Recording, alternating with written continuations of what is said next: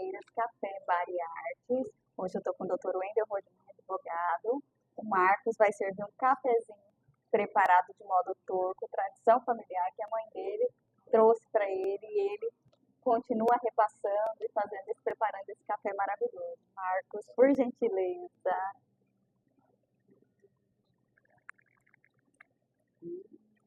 O aroma disso aqui. É que eles não estão sentindo o cheiro, né? Mas garanto que está muito saboroso, Nossa, muito cheiroso. doutor, Saúde. saúde. Muito bom, Marcos. Parabéns. Perfeito. Muito bom mesmo. Diferente. O nosso direito mais café, sempre regado a um cafezinho gostoso, para a gente bater esse papo tranquilo, de Calma. maneira leve, apreciando o café, que é essa bebida Com chuva ainda, com né? chuva ainda. Hoje está mais Hoje, gostoso ainda, é. né, doutor? A gente veio hoje aqui conversar com o doutor a respeito dos desafios da advocacia, entre outras coisas, especialmente da advocacia criminal, Claro. né, doutor? O que o senhor tem assim para dizer inicialmente, os maiores desafios na advocacia, no início da carreira, aqueles que estão chegando agora, o que o senhor vê assim de mais desafiador? Bom, primeiramente, obrigado pelo convite. Eu que agradeço. Muito honrado. E como a gente estava conversando um pouco antes da gravação, eu acredito que a advocacia tem um momento crucial para que os enfrentamentos sejam feitos e nós possamos, então, ter as garantias, ultimamente eu tenho dito que são garantias mínimas para você poder exercer a profissão. Então, quando a gente fala de desafios, nós temos inúmeros desafios que a advocacia passou a enfrentar, né, com o avanço tecnológico, especialmente. Então, quando eu falo do jovem advogado, eu tenho um problema crucial do jovem advogado, que é literalmente o seu ingresso no mercado de trabalho. Então, no primeiro momento, ele muitas vezes vai trabalhar em algum escritório e ele não sabe, muitas vezes, quais são até mesmo os seus direitos, seus deveres, carga horária, isso ou aquilo, e ele passa por aquilo como uma forma de experimentar, como uma forma de começar, efetivamente. Um E aí teste ali, depois, ele um vai teste. testar. Olha, eu vou ter aqui um proprietário, um dono, né, que vai me guiar, vamos assim dizer. E aí depois nós temos um novo começo desse jovem, que muitas vezes resolve seguir o seu caminho, sozinho. Então, estava comentando com você que eu encontrei com um jovem um dia desses numa unidade prisional, e ele falando que trabalhou 5 anos no escritório, e que depois ele refletiu e optou por seguir carreira solo. Tinha 6 meses, 8 meses que ele estava. E aí ele me relatando as dificuldades, em especial da advocacia criminal. Mas essas dificuldades, Rick, elas são muito interessantes. Por quê? Elas vêm desde uma dificuldade de formatar um contrato, de montar a sua própria pessoa jurídica. São coisas muito simples que as pessoas Da gestão desconhecem. empresarial do escritório, né? Da gestão do escritório, porque hoje nós não temos mais aquela sociedade de advogados de outrora. Hoje nós temos o quê? Hoje nós temos uma sociedade de advogados, ou uma sociedade de pessoal, mas você tem literalmente uma empresa, você precisa gerir essa empresa. Então esse jovem me falava, ele me pontuava algumas questões, a gente ficou ali aguardando para ser atendido, conversamos por 15, 20 minutos, de tudo isso. Desde como ter o cliente, desde local, e a advocacia criminal passa por alguns problemas que outros ramos do direito talvez não enfrentem. Porque, por exemplo, nós temos diariamente em atendimentos em unidades prisionais, muitas das vezes, a mitigação de direitos do advogado, como, por exemplo, a limitação de tempo para atender o seu constituinte. Né? Então, vamos imaginar que eu tenho um júri, eu preciso debater o processo com o cliente, eu preciso sentar, eu não tenho um local adequado, o parlatório muitas vezes não tem uma estrutura para isso. Né?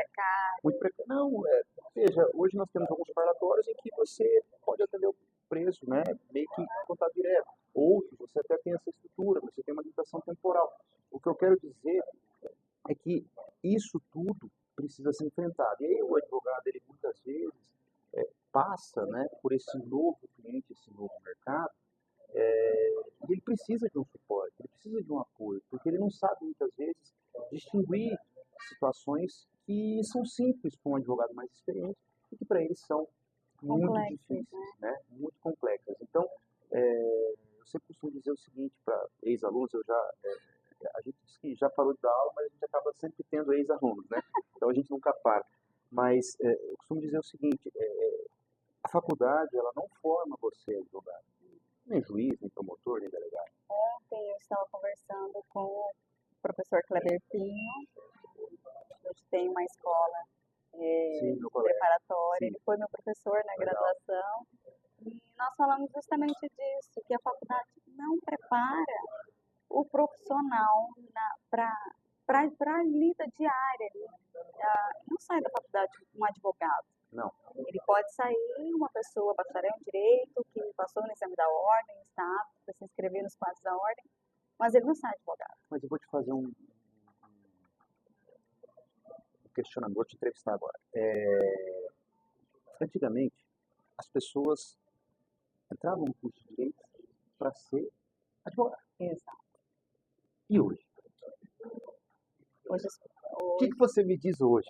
Hoje, eu digo, essa atualidade, essa juventude, ou as Sim. pessoas que entram para fazer um concurso público, Qualquer que seja. qualquer um, Então, só quer ter uma estabilidade Você financeira. percebe? A gente mudou Mudou. demais. Não entra pela profissão, Não entra pela paixão da advocacia, não entra pela questão entra por um cargo de buscar. público. Entra buscando um concurso. Exato. Não Hoje- importa qual. Hoje, não se você importa chegar numa faculdade de direito, sei lá, no sexto, sétimo termo, talvez que ele já tenha passado a metade do curso ali, se você pegar 30 alunos, eu posso estar falando muito errado, mas 80% não querem não advogar. quer. Né? Então, assim, É fato. Você É não está fato. falando nada errado, não. é fato. Então, assim, e talvez eu tenha errado o percentual, pode ser um pouco mais. Mas, assim, isso é muito grave na minha leitura. Por quê? Porque a advocacia, ela deveria ser a primeira profissão de um bacharel em direito. Não estou dizendo que ele não vai fazer concurso público, mas que ele tenha, porque hoje nós temos uma cláusula de barreira aí, por exemplo, para a magistratura de 3 anos. Agora, ele fica os 3 anos, com todo respeito, assinando petições muitas vezes, porque se ele não estudar, ele não passa no concurso. A dedicação para ingressar no concurso de magistratura ou do Ministério Público é uma profissão. Eu digo para alguns alunos que fazem concurso, eu falo, vocês não são estudantes, vocês são profissionais, porque você precisa ficar enclausurado, você precisa estudar, você precisa entender hoje de doutrina, jurisprudência, letra feia da lei, entendimentos variados. Então, E assim, está sempre atualizado em direito tudo quanto comparado, os entendimentos vão é mudando. isso. Então, assim, a gente tem essa grande questão atualmente, né? Então, quando eu fiz esse questionamento, é por quê? Porque se você sai de faculdade, você advoga, ainda que seja 3 anos, seja no escritório de alguém, ou seja no seu escritório, mas você passa a entender a amargura de um advogado. E aí você vai ser um juiz melhor, você vai ser um promotor melhor, um delegado melhor, um servidor público melhor, né? Porque estar do outro lado do balcão é muito importante. E, obviamente, muitas pessoas se apaixonam e continuam, né? Mas, assim, isso tudo, na minha leitura, e por isso que eu te fiz essa indagação, ela perde um pouco a razão de ser. Então, eu vou te dar um outro exemplo que a gente vem enfrentando agora.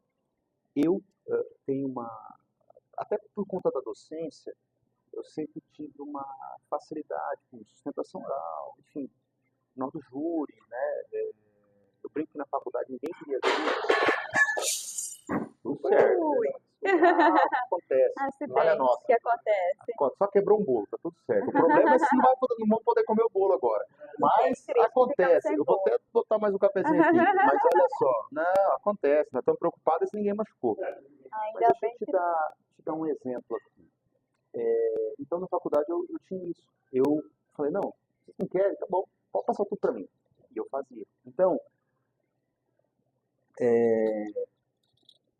quando o CNJ edita uma resolução para, literalmente, eu acho que não existe meio termo, né, nesses casos, né? não. Ou você tem direito à sustentação oral, ou você não tem.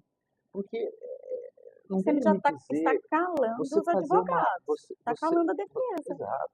Né? E Realmente. essa bandeira é preciso dar crédito, foi liderada pela OAB de São Paulo, a doutora Patrícia Vanzolini, depois o Léo Sica, que venceu a eleição ao vice dela, que fizeram enfrentamento, e aí depois o Conselho Federal e outras seccionais, eu costumo brincar, ficaram até um pouco envergonhados e resolveram acompanhar, mas esse enfrentamento é o tipo de debate que não devia existir. Então, como eu estava te falando de desafio, e a gente entra nesse tema, mas quando eu pego um julgamento virtual, um plenário virtual, que já é uma questão que inicialmente era uma exceção para alguns casos, hoje já virou a regra de julgamentos, você já tem um problema.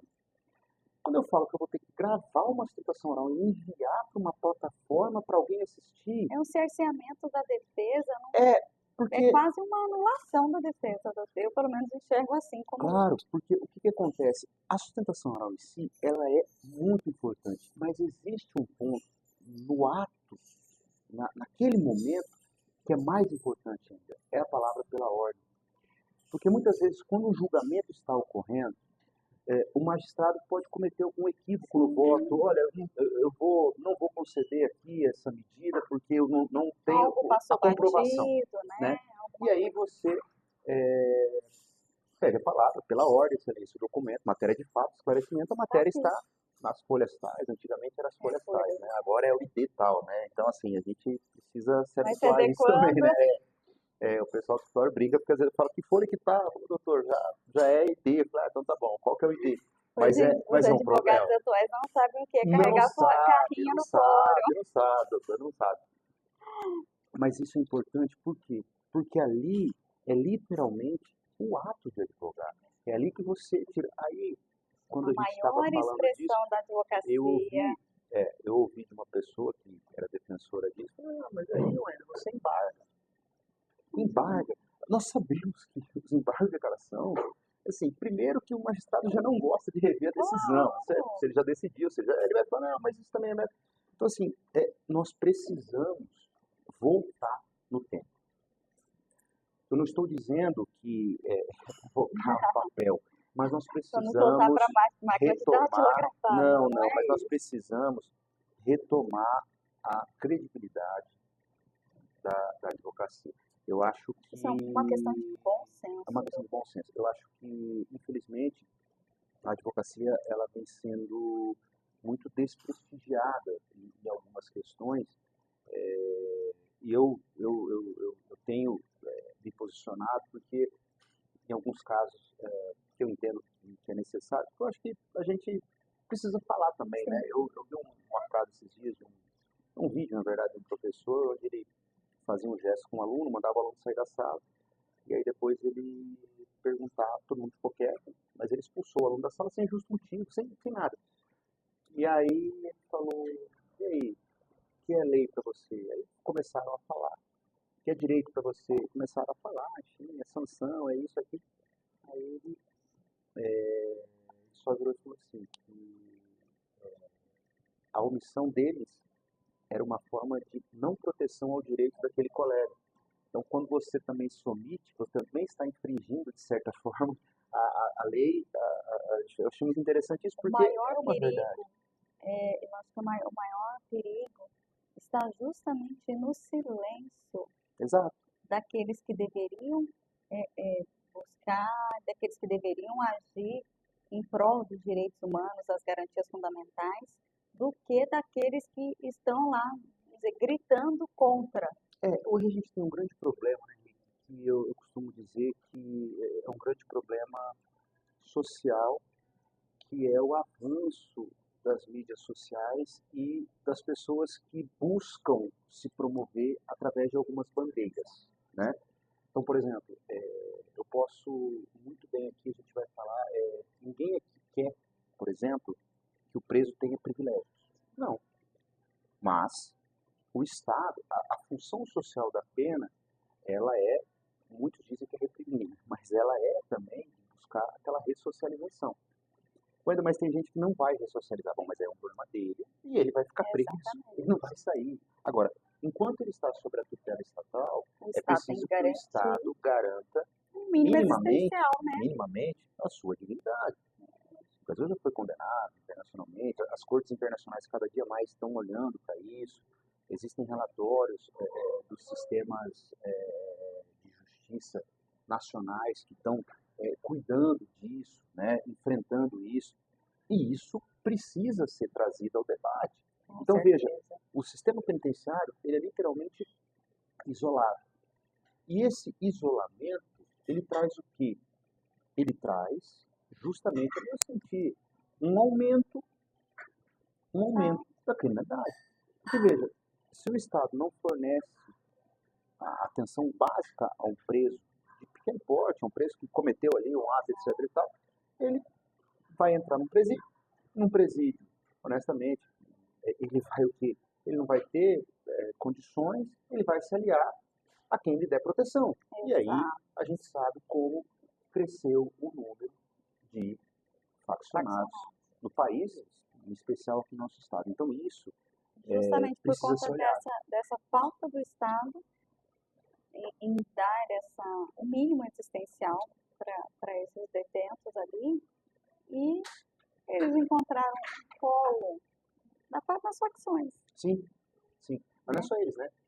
Eles, seus A familiares, família. né? Então, assim, a gente tem uma rede que acaba se envolvendo nisso. Com Isso é uma realidade. Tem Isso é uma filhos, realidade. tem mães, tem toda Exatamente. uma galera ali Sim, que sim. depende daquela pessoa, que depende e que fica Eu prejudicado. sempre costumo dizer o seguinte, que a lei, a função social da pena, quando eu dava aula ainda de direito penal, eu sempre dizia o seguinte, olha, a primeira função da pena é literalmente de orientar, é a função de dizer, olha, é o não fazer, né? Então, olha, não faça porque você vai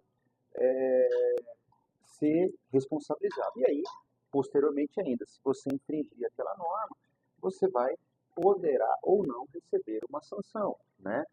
Dando os casos de exclusão de licitude, obviamente, você, por mais que tenha cometido o delito, mas agindo em legítima defesa, você não vai ser punido. E você vai passar por um processo, esperamos que ele seja devidamente legal, e aí você vai receber, então, uma sanção. Então, você foi sancionado. E a terceira etapa, você vai ter que cumprir aquela sanção. Existem várias formas de sanção. Por exemplo, serviço à comunidade, né? Que também não é muito fiscalizado. E que deveria ser. Porque é uma das penas mais importantes para a sociedade. Porque ali ele vai ter que devolver com trabalho, com prestação de serviço, Para a com alimento sociedade. para a sociedade. Né?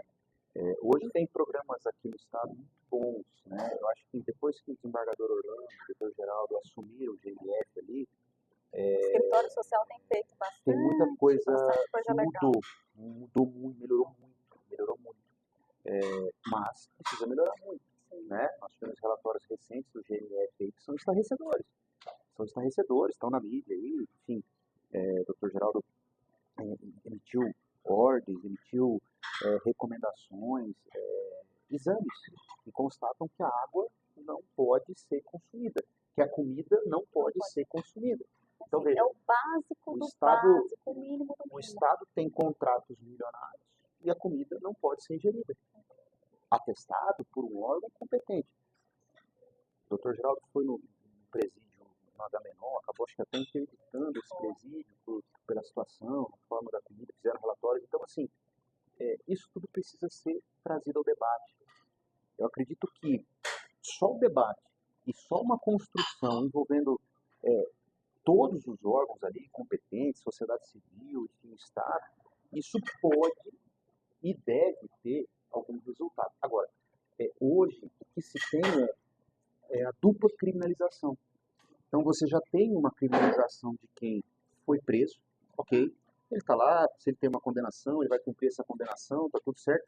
E aí você tem uma dupla criminalização, porque você acaba criminalizando o sistema. Né? Então, as pessoas sempre gostam de dizer, isso, você está defendendo bandido. Não, ninguém aqui está defendendo bandido. O que a gente está aqui é defender o mínimo é de muito dignidade. mal visto pela sociedade hoje em Também. dia. Eu vejo muito assim, exatamente o que você falou, está defendendo Sim. bandido. Mas a nossa Constituição prevê que todo mundo, todos, eu sempre digo, quando eu tem dava direito aula, à defesa, sim, é essencial. eu O sempre advogado é digo, a função essencial da justiça. especialmente para os jovens, né, existe isso. Eu dei aula de Direito Penal 1, então era a segunda matéria, era Criminologia e depois Direito Penal 1. Mas no início, lá em 2008, por aí, era Direito Penal 1, Criminologia entrou depois na grade no segundo semestre. E aí sempre tinha essa questão, né? Falava, olha, qualquer um de vocês aqui pode sair da faculdade hoje e atropelar um carro e precisar de um advogado. Né? Exatamente. Ah, não, mas aí eu Todos não nós sou somos criminosos bandido. em potencial. Todos nós Mas aí somos eu em não sou potencial, bandido. podemos Aí é praticar um diferente, crime. né? Aí quando é com algum familiar, aí é diferente. Quando é Então, o assim, outro é bandido, quando é mas outro é bandido. quando é Então, na assim, casa da gente, não. a gente precisa distinguir tudo isso. E a gente precisa entender o papel de cada um. Então, aquele juiz que dá uma decisão determinando que o preso vá fazer uma cirurgia ou coisa do gênero, ele está simplesmente cumprindo uma determinação legal. Ele está simplesmente cumprindo o que tem na lei. Não está protegendo ninguém. O E preso mais, está ali sob a tutela do Estado, então sim, tudo que acontecer com ele é responsabilidade do Estado. Se ele não, está com problema obviamente. de saúde, ele precisa de tratamento médico, o Estado tem que E assim, propiciar isso. eu acho, honestamente, que existem muitas bandeiras, e aí eu volto no ponto dessa questão, onde as pessoas acham que isso dá voto. E pode ser que dê voto. Não vou dizer que não dá, né? Mas pode ser que dê voto. Mas eu acho que é tão simples de resolver algumas coisas. Por exemplo, eu escrevi essa semana algumas coisas sobre debate, questão de revista. Tá tendo julgamento no Supremo da revista, né? Nos presídios e também o CNJ, para você ter uma ideia, essa semana lançou um programa, semana passada, na verdade, específico para mudar a visão de todo o sistema carcerário. Porque o sistema carcerário brasileiro, ele está defasado. Não, ele está submetendo os cidadãos a situações degradantes. Então, então, assim, o CNJ tomou essa iniciativa, né? Se não me engano, o nome do programa é Pena Justa. É isso mesmo, Pena Justa. Para tentar, porque houve o julgamento da DPF, né? Para mudar o sistema inconstitucional de coisas do sistema penitenciário. Então, isso pode trazer responsabilidades internacionais para o Brasil. E as pessoas não têm essa leitura. E o que eu costumo dizer? Nesses casos, de forma muito tranquila, os presos não estão tendo minimamente as condições. A gente falou da água, a gente falou da alimentação, mas não é só isso. Quando eu falo, por exemplo, essa questão das visitas, a questão a questão vexatória que o Supremo vem julgando, né, da revista, vamos assim dizer. Íntima. Hoje, existem mecanismos de scanner, obviamente que hoje já vem sendo discutido os scanners dos servidores por conta da questão radioativa, mas existem monitoramentos de scanner que você não precisa submeter ninguém à revista vexatória. Por quê? O scanner, você passou ali, pronto, acabou, e veja, eu sou totalmente favorável a esse tipo de medida. Nós passamos por isso no aeroporto, nós passamos por isso em qualquer lugar. Eu até levantar isso, falar, no aeroporto a gente passa por esse tipo de visualização ali e não precisa passar por uma revista. E é engraçado, porque... E o que tem de legal, alguém tentando passar por uma, aparece. Não tem jeito, mas essa pessoa tem que ser punida, essa pessoa tem que ser responsabilizada. Exato. Ninguém aqui quer dizer que a pessoa que vai entrar com um celular, com algo ilícito, tem que passar, pelo contrário, ela tem que ser responsabilizada. Ponto. Não se discute isso. Agora, essas revistas, no Rio Grande do Sul, se não me engano, teve uma mulher grávida, uma advogada, que queriam submeter ela ao scanner corporal. Ela falou, olha, eu tô aqui, eu não tenho nada, assim, você pode passar o outro, né? O médico fala que o outro é menos invasivo e tal, mas queriam que ela fizesse a revista de todo jeito. Então, assim, são situações que precisam ser literalmente enfrentadas.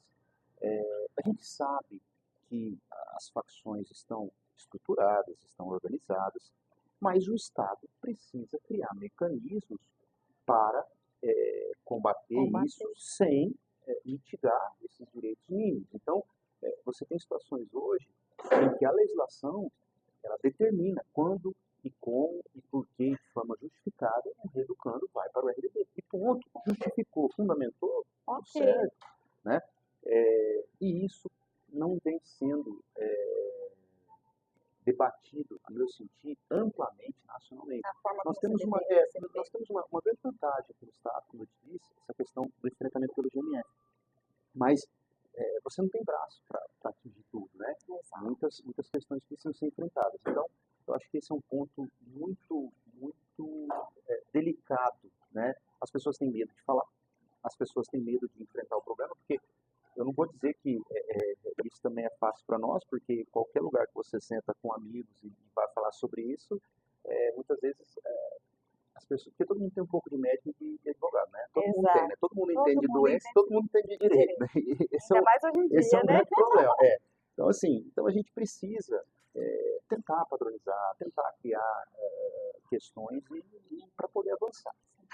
E é necessário esse enfrentamento, esse debate, até essa conversa nossa aqui, para tentar trazer algo de uma forma mais clara para a população Sim, em geral, sim. para entender que não é defender bandido, Não, não é dar privilégio para bandido, não é nada disso, mas são pessoas que estão em ressocialização e que precisam do mínimo existencial, o mínimo para qualquer pessoa aqui dentro de uma unidade prisional, onde quer que sim. seja, uma água de qualidade para se tomar, uma comida de Não esteja mais de qualidade, 100 graus. né? Exatamente, uma comida que não esteja com larvas, com bichos, que não esteja podre para se comer, Sim, né? Então, o mínimo é isso, condições de higiene básica, um saneamento adequado, banho, banho de sol. banho de sol, a própria Engraçado, as questão pessoas acham que o banho de sol é alguma coisa que, gente, o banho de sol é você sair numa quadra e olhar o sol. Exatamente. E tem, só e tem, isso. e tem lugares que não tem uma quadra, É só um lugar pra corredorzinho aqui, assim, ó. que fala banho de sol, né, mas é só para ele ter contato com a iluminação natural, não tem nada além disso. Exatamente. Né? E isso precisa ser enfrentado. Como, por exemplo, a gente estava falando, você estava me perguntando ontem sobre a questão dos mercadinhos aqui no estado. Né? Exato. Isso é um tema que não tem como você fugir. Salvo engano, 6 comarcas já proferiram decisões, 5 ou 6 comarcas no interior, autorizando o retorno dos mercadinhos. Aí se criou uma situação, uma discussão política, e acho que isso não deve ser levado para o campo político, acho que isso deve ser levado para o campo técnico. Para mim, eu acho que isso é totalmente técnico, científico, e por conta da fala de um detento, se criou uma motivação, a meu sentido, a minha opinião, não estou dizendo que foi isso, mas a minha opinião é que com aquela fala se criou uma motivação para fechar os mercadinhos. Porque as facções estão dominando os mercadinhos. Bom, a gente sempre vai falar de um tema, precisa estudar o tema, né? Então eu tenho uma estudada, conversei com algumas pessoas e na verdade não era aquilo, né?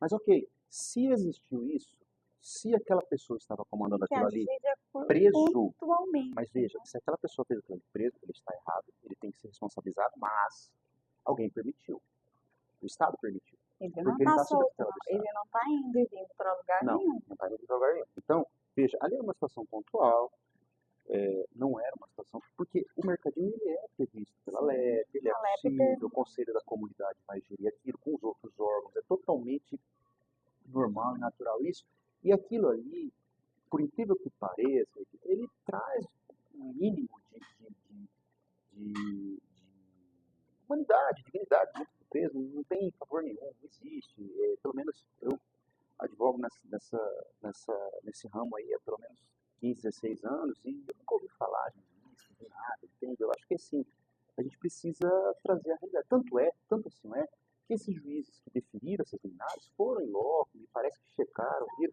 Então isso não tem esse fantasma que se criou na sociedade.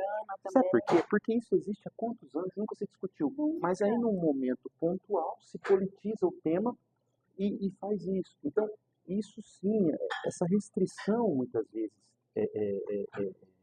porque isso é uma restrição de direito, porque existe a previsão legal, existe a possibilidade. Ao você retirar isso, primeiro que se criaram normas estaduais, se criaram normas estaduais que estaria, a meu sentir, isso está sendo estudado também por um grupo de profissionais aí, confrontando a legislação federal. Esse é o primeiro ponto. Ou seja, uma norma estadual contra contra a lei federal. Então isso precisa. Eu acho que a gente precisa entender de uma vez por todas que o criminoso, o delinquente, né, como autores antigos falavam, Lombroso, ele não tem um perfil, um estereótipo, mas ele, na essência, quando identificado, nós temos presos hoje, definitivos, com 150, 200 que o Estado precisa fazer é entregar os direitos dele, que é a alimentação, a saúde, a assistência, e ponto. E ponto. Acabou. Ninguém está dizendo que precisa proteger isso ou aquilo. Não. Minimamente você precisa dar essas condições. E quando isso acontece, quando essa supressão de Independente de direitos... qualquer coisa, a pessoa continua sendo uma pessoa, um ser humano, Sim, com sim. direitos. Obrigado. Obrigado, Marcos. Isso acaba prejudicando uma coletividade. Porque é o que eu sempre digo. Se você tiver, entre aspas, né, um presídio, os presos, eles querem, eles erraram, muitos se arrependem, outros não. E aí eles vão continuar pagando. É esse o ponto, né? E a coisa vai avançar. Acho que nesse ponto também eu vejo com muita relevância a questão do exame criminológico.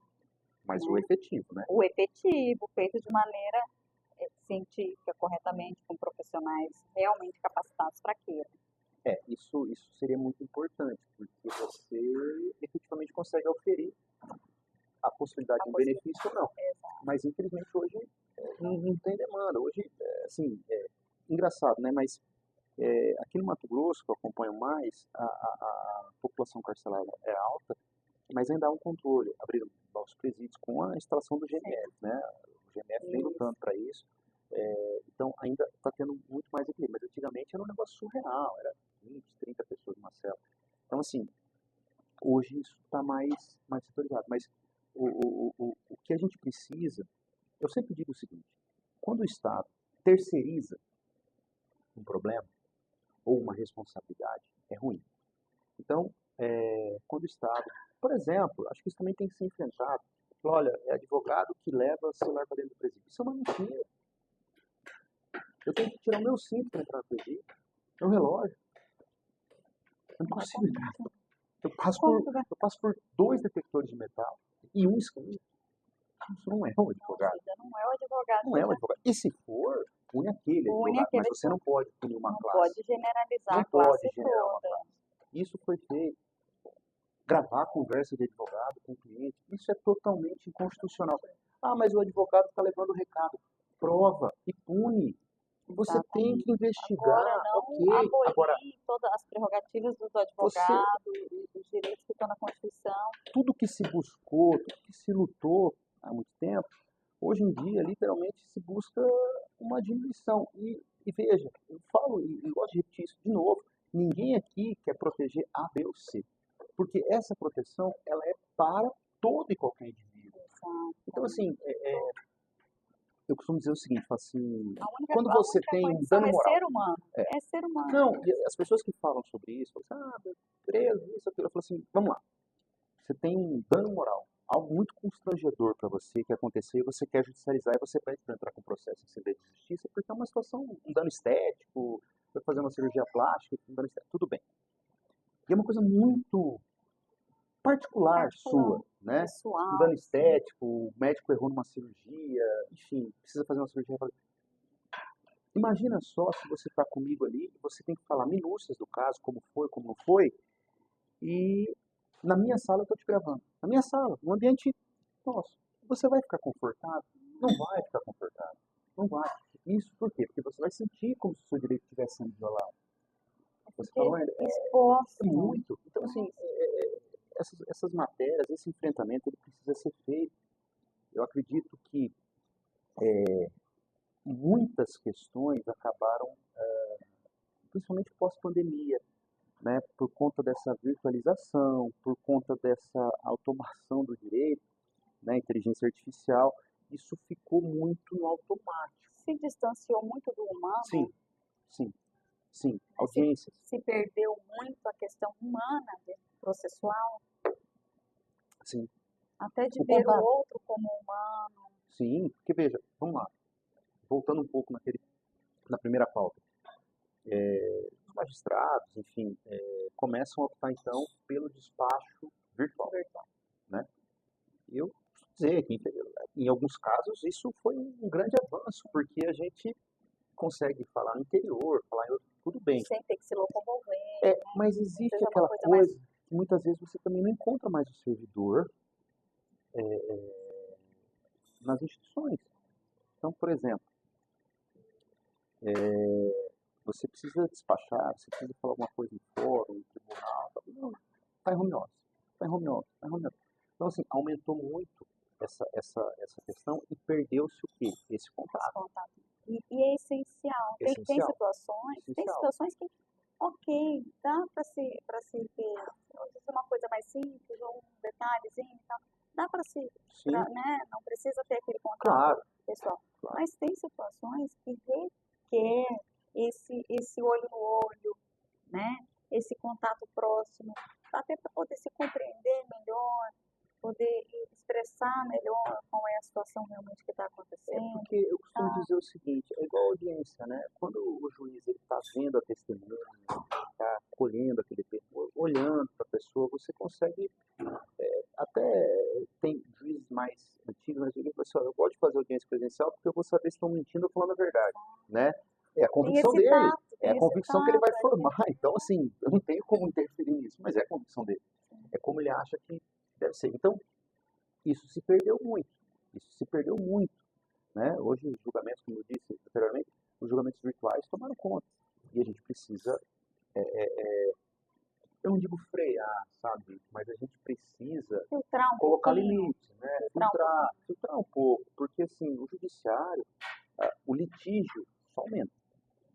Eu não estou falando só no campo criminal, porque no campo criminal é até menor. Os índices do CNJ apontam que as demandas civis são maiores que as criminais, né? Mas isso acontece. Então nós precisamos do quê? Nós precisamos de freio e dar uma parada nisso. Quando eu falo para você, quando eu falo para você que se eu não tiver a oportunidade de fazer uma sustentação oral, eu vou estar tendo um prejuízo. E aí eu faço um requerimento para isso, e aí o processo não sai do plenário virtual, porque está num provimento lá que não vai ter, entende? Mas assim, eu tenho que saber se vai me favorecer ou se vai me prejudicar. Existem casos que você fala, não, você pode entrar virtual, já é entendimento da corte, está tudo certo. Ou não, esse aqui eu tenho uma atenção especial. Mas tem que ser o critério da defesa, da parte. E não ser imposto. Exatamente. Então isso eu acredito que tem que ter um olhar muito mais sensível. Eu acho que isso o CNJ apenas suspendeu a resolução, não revogou. Eu acredito que há uma pressão do judiciário para impor isso.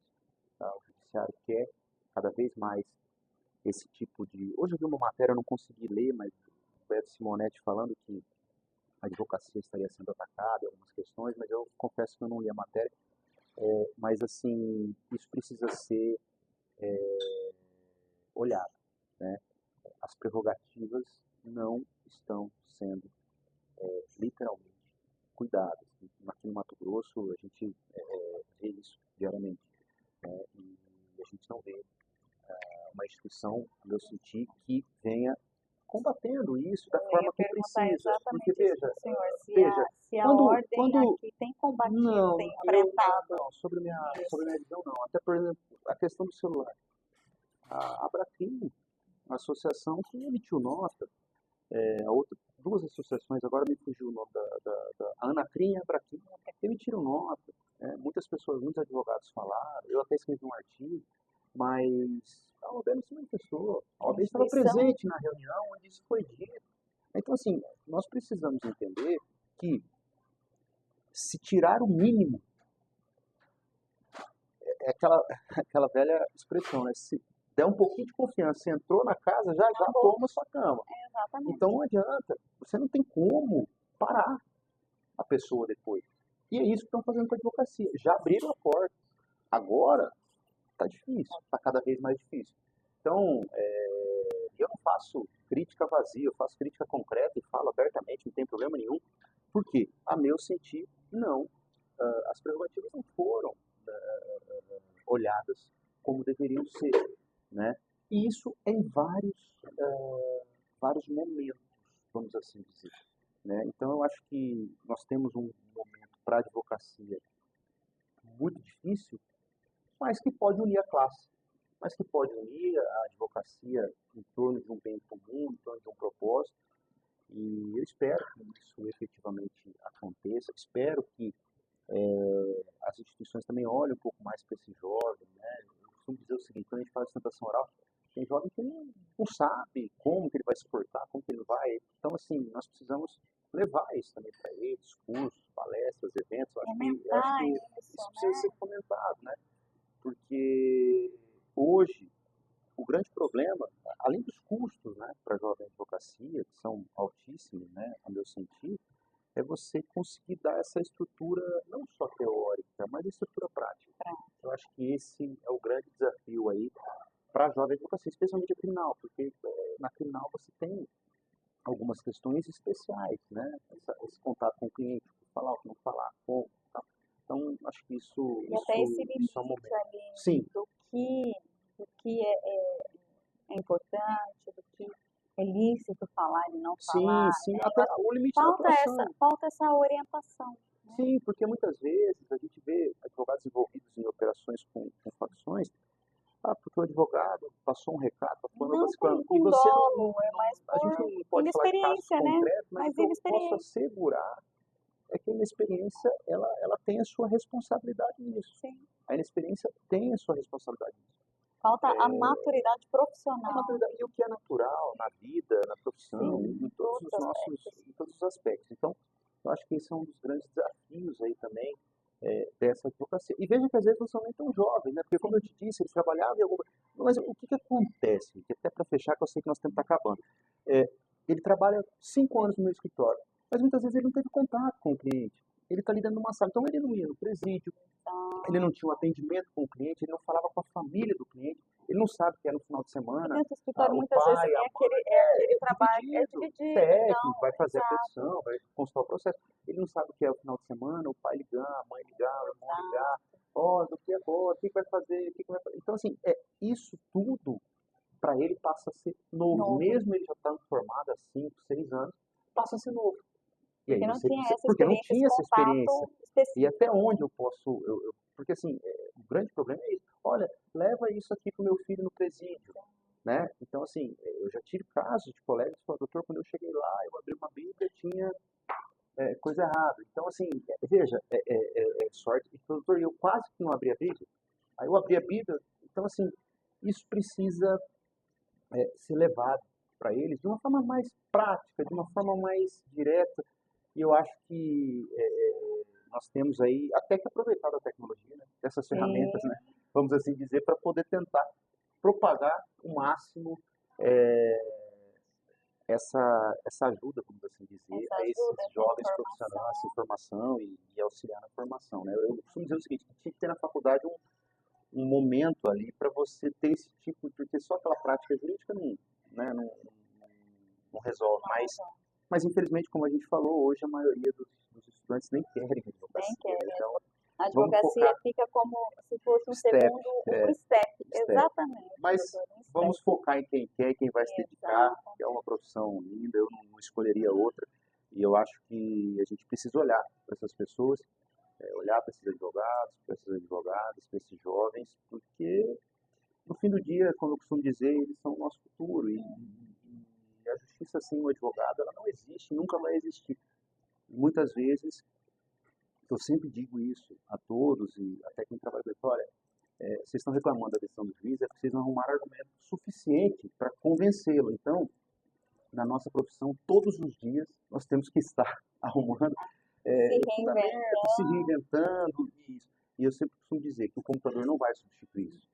Essas grandes ideias, o computador não vai. O computador vai fazer, o IA vai fazer, tal, alguma coisa assim. Tem inteligências artificiais hoje que são, honestamente, eu vi algumas propagandas tal, mas assim, não vai substituir a nossa capacidade, o contato, a credibilidade de você ir, despachar, tal. Então isso só quando tem um você caso mostra, recente que teve de uma jurisprudência que não era exatamente, a sim. IA criou a Você viu isso? Eu jurisprudência vi isso, eu fiquei assim, e assim, o advogado acabou que não checou e é uma jurisprudência inexistente, foi criada foi totalmente, absurdo, e aí a, a resposta do judiciário foi sem dúvida. bem dura e tal, bom, né?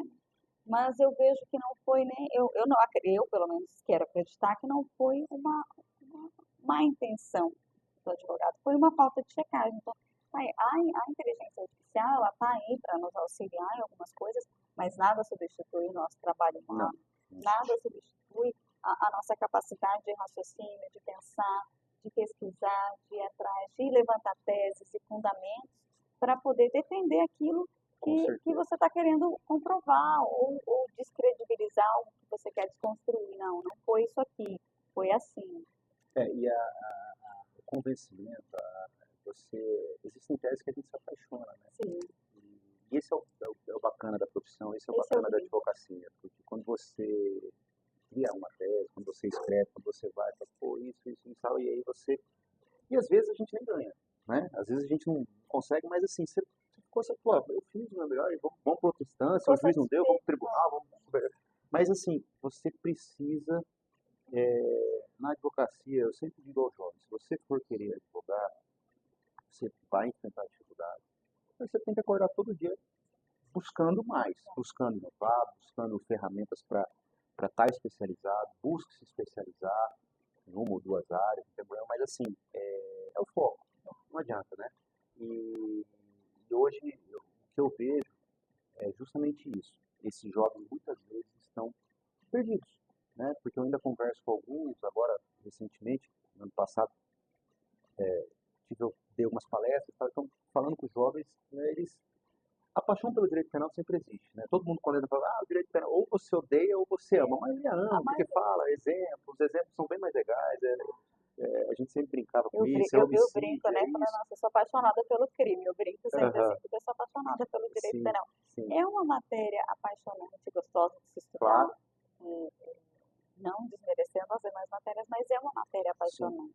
sim. Mas na prática é muito É um dos ainda. ramos mais difíceis de você atuar, né? Porque é o que a gente está falando. Veja, hoje em dia você tem duas grandes unidades prisionais, a PCE e o Agamenon. A distância dos dois é Nossa, absurda. São duas viagens. então, Então, por exemplo, quando você vai num desses dois presídios, você vai 8 ou 8 e meia da manhã, você vai voltar 10 e meia da manhã. com Se der tudo sorte, hein? certo, Com se sorte. der tudo certo, né? Nas duas unidades. Acho que o Agamenon é até mais longe. É mais longe. Daqui de Berlim. Não sei proporcionalmente assim, mas então assim, isso já é uma primeira dificuldade para esse jovem, né? Vamos assim dizer, porque é ali que ele vai ter muitos clientes, então assim, eu acho que esse processo de formação é muito importante. Mas essa maturidade ela só vem com o tempo, obviamente, mas ele pode ser, vamos assim dizer, essa maturidade ela pode ser acelerada se você buscar de alguma forma auxiliar e sempre estar levando essas oportunidades. Então, acho que é isso. Acho que a gente precisa olhar um pouco mais para isso também.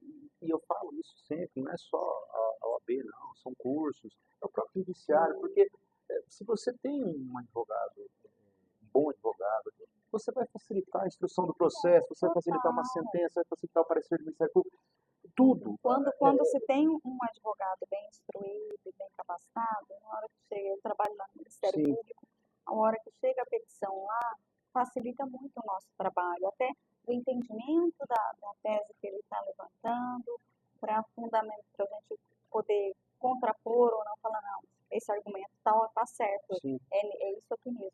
Então, nos auxilia muito ali no trato. Agora, quando pega, eles falam, puxa vida, faltou conhecimento, faltou um pouco mais de dedicação, e aí fica difícil até de se compreender o que está sendo sim. requerido.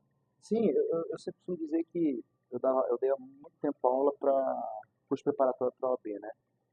Segunda fase, enfim. E eu sempre digo isso para os alunos, olha, vocês precisam entender uma coisa. Petição, direito, é fato, direito e pedido. Sempre, vamos dizer assim. Exato. Mas não adianta eu só colocar no direito que não está no...